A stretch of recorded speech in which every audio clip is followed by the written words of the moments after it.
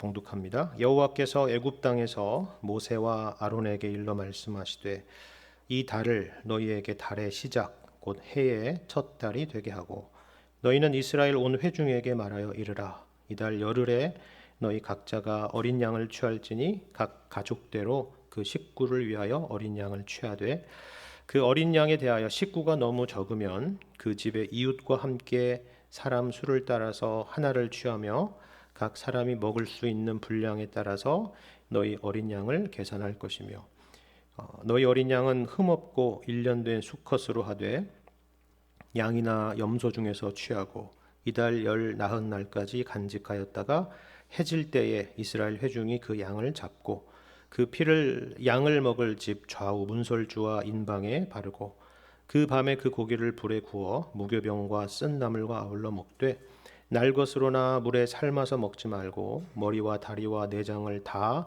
불에 구워 먹고 아침까지 남겨두지 말며 아침까지 남은 것은 곧 불사르라. 너희는 그것을 이렇게 먹을지니 허리에 띠를 띠고 발에 신을 신고 손에 지팡이를 잡고 급히 먹으라. 이것이 여호와의 유월절이니라. 내가 그 밤에 애굽 땅에 두루 다니며 사람이나 짐승을 막론하고 애굽 땅에 있는 모든 처음 난 것을 다 치고 애굽의 모든 신을 내가 심판하리라. 나는 여호와라. 내가 애굽 땅을 칠 때에 그 피가 너희가 사는 집에 있어서 너희를 위하여 표적이 될지라. 내가 피를 볼 때에 너희를 넘어가리니 재앙이 너희에게 내려 멸하지 아니하리라. 너희는 이 날을 기념하여 여호와의 절기를 삼아 영원한 규례로 대대로 지킬지니라. 아멘. 오늘 이 시간은 2024년의 마지막 날이고 또 마지막 밤입니다. 이제 몇 분만 지나면 2024년은 지나간 과거가 되겠죠. 그리고 내일 1월 1일이라고 하는 어떤 새로움이 있을 것입니다. 근데 사실 냉정하게 보자면 내일이 휴일이라는 것을 빼놓고는 평소와 별 다를 것 없는 하루지 않습니까? 그런데 우리는 그날을 특별하게 보는 것이죠. 왜냐하면 해가 바뀌는 첫날이기 때문에 그렇습니다. 물론 유대인들이나 무슬림과 같은 일부 민족들은 아직도 여전히 자신들만의 달력을 갖고 있습니다. 우리 또한 음력이라고 하는 달력을 갖고 있지 않습니까? 그래서 우리는 새해 인사를 2번 하게 되죠. 그렇죠. 그래도 만국 공통의 달력은 서양력이고 누구나 거기에 맞춰 사람들이 거기에 맞춰서 살아가는 것이 사실입니다. 제가 자료를 살펴보니까요, 우리나라는 공식적으로 1962년 1월 1일을 기점으로 해서 공식 문서에서 단기가 사라지고 서양력을 채택했다라는 것을 봤습니다. 이제 겨우 60년 정도 남짓밖에 되지 않았다라는 것이죠. 그리고 지금까지 이것을 기준으로 대한민국 사회가 돌아가고 있습니다. 본문의 당시에 이스라엘 백성들도 마찬가지였습니다. 당시에는 이집트의 달력대로 돌아가고 있었습니다. 농경 사회에 맞춰서 그리고 애굽의 신들에 맞춰서 돌아가는 그와 같은 달력이고 날짜들입니다. 그런데 오늘 본문의 2절 말씀을 보시면 하나님께서 달력을 바꾸라 이렇게 말씀하십니다. 6월절이 있는 이 달을 해의 첫 달이 되게 하라 이렇게 말씀을 하시죠. 이건 어떤 의미일까요? 그리고 이것이 새해를 맞는 우리에게 어떤 메시지가 될 수 있을까요? 이것을 오늘 말씀을 통해서 이 시간 함께 생각해 봤으면 좋겠습니다. 우리가 알다시피 이 6월절이라고 하는 절기는 갑자기 제정된 절기가 아닙니다. 애굽에 내려진 10가지의 재앙 가운데에서 마지막 10번째 재앙과 연계된 것이죠. 그러면 왜 한두 개도 아니고 10가지의 재앙이 내리게 되었을까요? 그것은 물론 애굽의 바로 왕이 교만하고 강팍했기 때문입니다. 하나님께서 내 백성들을 보내라 라고 했는데도 불구하고 애굽의 바로 왕이 그것을 끝끝내 거역했기 때문이죠. 그래서 여기까지 왔습니다. 그리고 이것이 마지막이 될 것입니다. 그래서 출애굽기 11장 1절을 보시면요, 이 마지막 재앙이 내린 후에야 너희를 여기서 내보낼 것이다 이렇게 하나님께서 말씀을 하십니다. 재앙이라고 하는 것은 물론 우리가 다 아는 것처럼 하나님의 심판입니다. 그런데 그것이 한두 번도 아니고 10번째까지 왔다라고 하는 것은 사실 하나님의 자비하심과 인내하심을 보여주는 것입니다. 우리도 살아가면서 그런 의문을 가질 때가 있지 않습니까?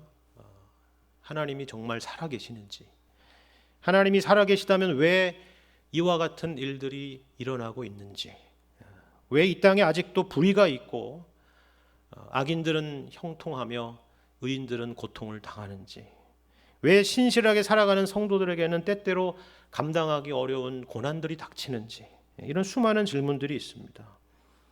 그런데 이런 것들은 우리만 가지고 있는 질문이 아닙니다. 우리가 신구약 말씀을 살펴보면 수많은 경건하게 살아가던 하나님의 백성들이 이 질문 가운데 살았다는 것을 알 수가 있습니다. 물론 가끔 하나님의 공의가 즉각적으로 시행되는 경우가 있습니다. 성경뿐만이 아니라 여러분 역사를 전체를 살펴봐도 그렇죠. 어떨 때는 정말 무시무시한 하나님의 심판이 임하는 경우도 있습니다. 하지만 그것은 최종적인 것들은 아닙니다. 마치 출애굽기의 9가지 재앙들과 같습니다. 하나님이 살아계시지 않은 것이 아니라 하나님이 참으시고 인내하시는 것입니다. 자비로우신 것이죠. 하지만 언젠가는 진짜 이 10번째 재앙과 같은 최종적인 심판이 임하게 될 것입니다. 흥미로운 것은 이 10번째 재앙이 갖고 있는 성격에 대한 것입니다. 물론 하나님께서 말씀하신 것처럼 이 재앙으로 인해서 애굽 사람과 이스라엘 사이를 구별하실 것입니다. 그런데 그 구별이라고 하는 것이 우리가 쉽게 생각하는 것처럼 자동적인 구별은 아닙니다. 유대인이기 때문에, 그들이 이스라엘 백성이기 때문에, 그들이 아브라함의 후손이기 때문에, 그들이 더 도덕적으로 훌륭하고 탁월하기 때문에가 아닙니다. 그들이 하나님을 더 잘 섬겨서도 아니죠. 우리가 성경을 보면 출애굽의 여정 가운데서 이스라엘 백성들이 모세에게 어떤 태도를 취했는지를 잘 알고 있지 않습니까? 한두 번도 아니고 수없이 여러 번 그랬습니다. 광야 생활 내내 하나님께 어떤 태도로 일관했는지 우리는 잘 알고 있죠. 오죽하면 하나님께서 그들에게 목이 굳은 백성이라 하셨겠습니까? 더군다나 그들은 애굽의 신들을 섬기는 우상 숭배자들이었죠. 그러니까 하나님께서 그들을 구별하시는 것은 그들 자신에게 있었던 것이 아니었다라는 것입니다. 이것은 오늘 본문 말씀에서도 그대로 보여주고 있습니다. 여러분 12절 말씀을 보십시오. 이렇게 말씀하죠. 내가 그 밤에 애굽 땅에 두루 다니며 사람이나 짐승이나 막론하고 애굽 땅에 있는 모든 처음 난 것을 다 치고 애굽의 모든 신을 내가 심판하리라. 나는 여호와라 말씀합니다. 여기서 핵심은 애굽 땅에 있는 모든 처음 난 것이라는 것입니다. 히브리 사람이냐 애굽 사람이냐가 아니다라는 것이죠. 그렇죠. 여러분 성경에 12장 22절도 한번 보시겠습니까? 이렇게 말씀하죠. 22절을 보시면 우슬초 묶음을 가져다가 그릇에 담은 피에 적셔서 그 피를 문 인방과 좌우 설주에 뿌리고 아침까지 한 사람도 자기 집 문 밖에 나가지 말라 이렇게 말씀하셨습니다. 보세요. 여기에 아침까지 한 사람도 자기 집 문 밖에 나가지 말라 말씀하셨습니다. 왜요? 나가면 어떻게 됩니까? 죽게 되겠죠. 나는 어차피 이스라엘 백성이니까 상관없겠지 이런 말이 통하지 않는다는 것입니다. 그거 무시하고 나갔다가는 누구나 죽임을 당한다라는 것입니다. 피가 문 인방과 좌우 설주에 있는 그 집 안에 있는 자에게만 재앙이 임하지 않으리라 하는 것입니다. 그렇다면 애굽 사람과 이스라엘 백성의 구별의 차이는 무엇입니까? 한 가지죠. 말씀드린 것처럼 그 집에 유월절 어린 양의 피가 있느냐 없느냐입니다. 하나님께서 정하신 그 은혜의 수단을 믿고 순종하느냐 그렇지 않느냐의 차이인 것입니다. 이 유월절 어린 양이 예수님을 예표한다라는 사실을 여러분 잘 아실 것입니다. 방금 말씀드린 이 유월절 양의 피라고 하는 것은 희생과 대속을 상징하는 것이죠. 죄인된 이스라엘 백성들이 죽어서 심판받아야 마땅한데 유월절 어린 양이 대신 죽음으로 인해서 그 죽음의 재앙이 넘어가는 것입니다. 물론 이것은 사람이 아니라 그저 양일 뿐입니다. 그렇죠. 양이 인간의 죄를 대속할 수는 없는 것이죠. 오늘 본문의 말씀에서 하나님도 이것을 그래서 명확히 하셨습니다. 여러분 14절을 다시 보시면요. 너희는 이날을 기념하여 여호와의 절기를 삼아 영원한 규례로 대대로 지킬지니라 이렇게 말씀하셨죠. 대대로 지키라라고 하신 그 이유 중에 하나는 앞으로 장차 궁극적인 유월절 양을 내다보는 것입니다. 여러분 선지자 이사야가 그것을 예언하지 않았습니까? 이사야서 53장 말씀을 보시면요. 흥미로운 부분이 이번에는 장차 오시게 될 메시아만이 아니라 우리 인간도 모두 다 양으로 비유하고 있다는 거예요. 우리는 다 양 같아서 그릇 행하여 각기 제 길로 갔다 이렇게 말씀하죠. 하지만 장차 메시아로 오실 여호와의 종은 도수장으로 끌려가는 어린 양이 될 것이다 라고 예언을 했습니다. 그래서 실제로 예수님이 600년 뒤에 유월절 어린 양으로 오셨죠. 세례 요한이 예수님을 가리켜서 세상 죄를 지고 가는 하나님의 어린 양이로다 라고 말씀한 것이 바로 그것입니다. 그리고 마침내 예수님의 공생의 마지막 유월절에 이르게 되죠. 당시에 많은 사람들은 예루살렘에서 이 유월절을 지키면서 유월절 양을 먹었을 것입니다. 오늘 본문의 출애굽기에서 말씀하신 그 전례대로 그렇게 행했을 것입니다. 하지만 그 동일한 날 그때에 예수님과 제자들은 특별한 유월절을 갖고 있었습니다. 어떻게 했습니까? 제자들에게 떡을 주시면서 이것이 내 몸이라 하셨습니다. 그리고 잔을 주시면서 이것이 죄사함을 얻게 하려고 많은 사람을 위하여 흘리는 바 나의 피 곧 언약의 피라 그렇게 말씀하셨습니다. 예수님 자신이 바로 진짜 유월절 어린 양의 희생이라고 말씀하시는 것입니다. 그리고 이것을 기억하고 기념하는 것이 새로운 유월절, 갱신된 유월절, 곧 성찬식이 되는 것입니다. 그래서 이 유월절 때와 마찬가지로 이 떡을 먹고 이 잔을 마실 때마다 주의 죽으심을 그가 오실 때까지 전하는 것이다 라고 이렇게 말씀을 하는 것이죠. 마찬가지 아닙니까? 본문의 이스라엘 백성들과 같이 우리 또한 우리에게 있는 그 어떤 것으로 구원받는 것이 아닙니다. 오직 예수님의 십자가의 보혈의 공로로 구원을 받습니다. 우리가 살다 보면 우리 신앙이 심하게 흔들릴 때가 있죠. 여러분의 2024년 올 한 해는 어떻습니까?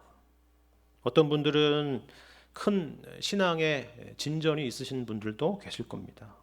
감사와 찬양이 넘치는 삶을 사시는 분도 계실 거예요. 그런데 또 어떤 분들은 전혀 그렇지 못한 분들도 계실 겁니다. 신앙이 후퇴하는 것만 같은 경험을 하신 분도 계실 거고요. 신앙의 어두운 터널을 아직까지도 지나고 계시는 분도 계실 것입니다. 그런데 중요한 것은 이것입니다. 바로 하나님도 우리의 연약함을 아신다라는 사실이죠. 그래서 너희는 이 날을 기념하여 여호와의 절기를 삼아 영원한 규례로 대대로 지킬지니라 이렇게 말씀을 하시는 것입니다. 왜 이 말씀을 하시는지 아시겠죠? 이것은 우리에게 어떤 종교적인 의무를 지우려고 하시는 것이 아닙니다. 하나님께서 우리의 연약함을 아신다라는 것이죠. 우리가 얼마나 이 은혜를 잊어버리기 쉽고 망각하기 쉬운지를 아신다라는 것입니다. 애굽에 있었던 10번째 재앙은 일회적인 역사적인 사건입니다. 하지만 하나님께서는 이 영적인 경험이 단 한 번에 단 한 세대에 그치지 않고 오고 오는 세대 가운데 계속 이어지기를 바라신 것입니다. 그것도 매년 이 유월절을 지키도록 말씀하신 것은 우리가 어떤 상황 속에서도 이 믿음으로 살아가기를 바라신 것이죠. 우리의 구원이 연약한 우리에게 있지 않고 오직 하나님께 있다는 사실을 항상 기억하도록 하신 것입니다. 이 유월절에 대한 말씀을 나눌 때면 항상 등장하는 예가 있습니다. 여러분도 아마 여러 번 들어보셨을 것입니다.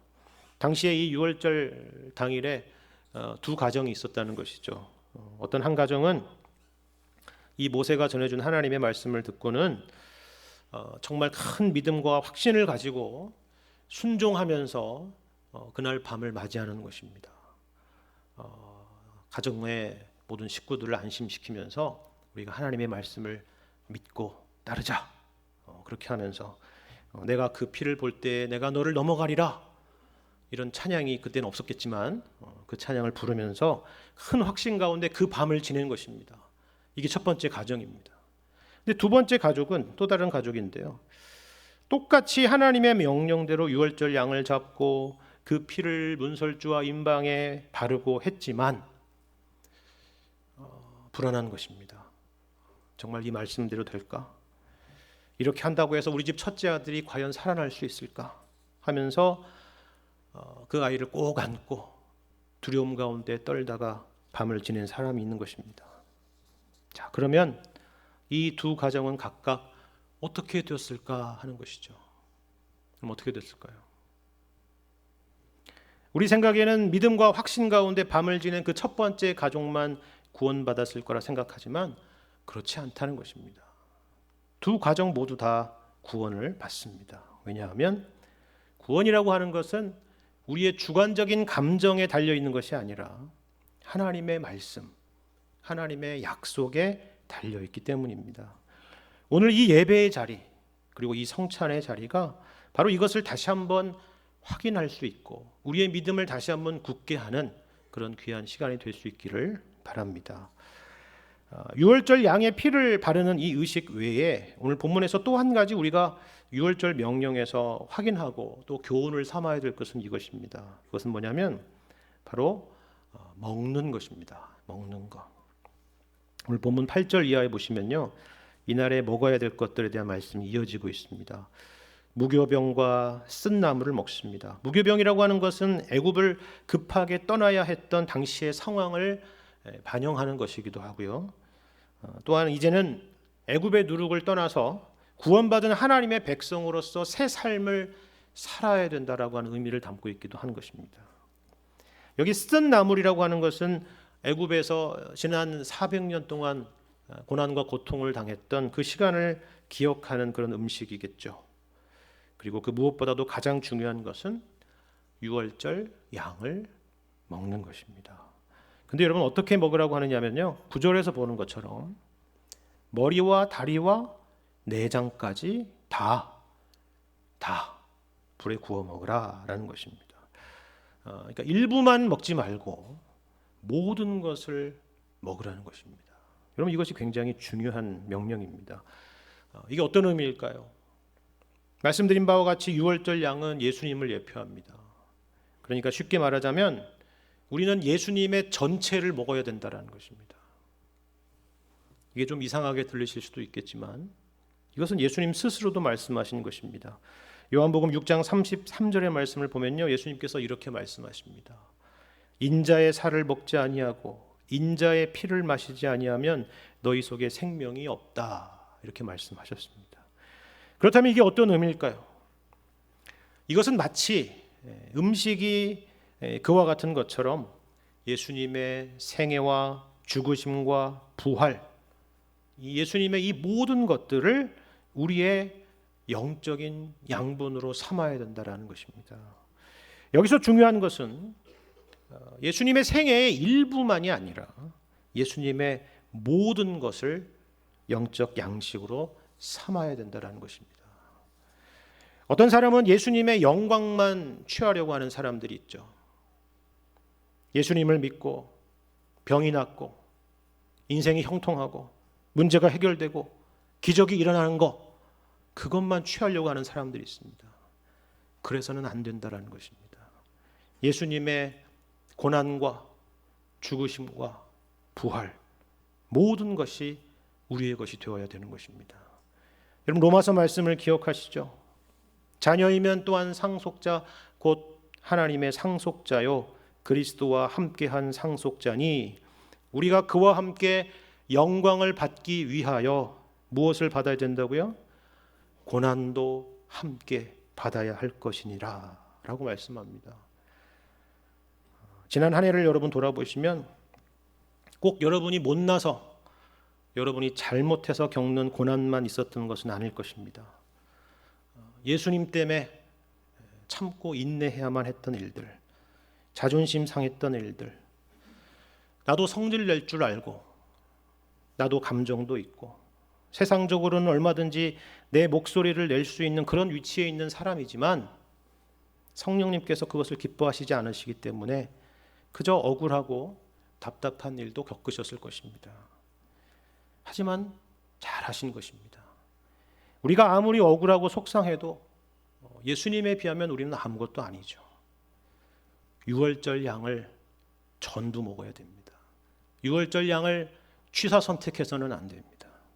예수님의 전 생애와 전 인격을 여러분의 것으로 삼으실 수 있기를 바랍니다. 그럼 마지막으로 2절을 보십시오.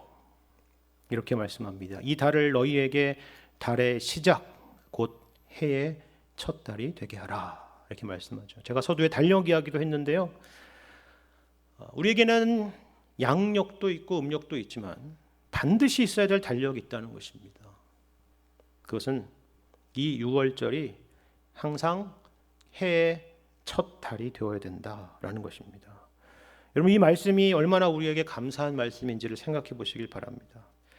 말씀드린 것처럼 우리에게는 해가 바뀌어도 전혀 달라지지 않을 현실들이 있을 것입니다. 2025년이 된다 그래도 달라지지 않을 현실들이 있을 거예요.